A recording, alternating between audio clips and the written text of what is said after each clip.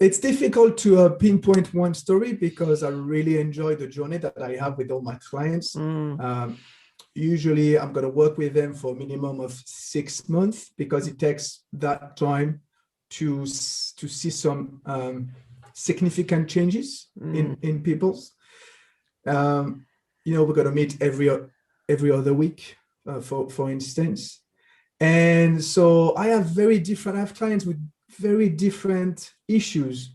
For instance, one of my recent client, he came to me because he's a co-founder. He had the position of CEO in a small business, but he was really disorganized. Like exactly what I was talking about. It was so much in his head into operations that he was ending up doing absolutely everything.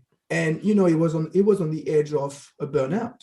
So he came to me, and then we worked on him, taking a step back so he could focus on what really matters. And so he could do his job and not others' jobs.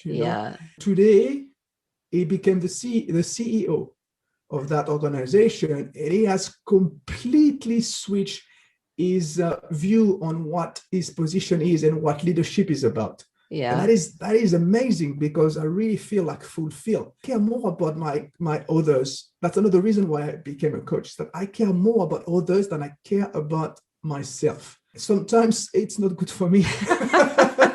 And you've got a coach as well then. I do. Good. And so it's really important for me to see that they're changing, that they're transforming. I have another client, is a bit older than me, is a very successful person, but he reached a point where he's asking himself why. Why am I doing all of this? Is looking for sense.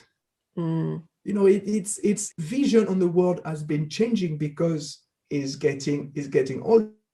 He's also in a position where, because his business is doing very well, he's also in a position to elevate himself a little bit more and to look at a bigger picture and how and what role is he going to play in that picture. So it's a bit more, we're having discussions not really on his business, but more on him and on his why. I'm a big believer of the why. That was your first question.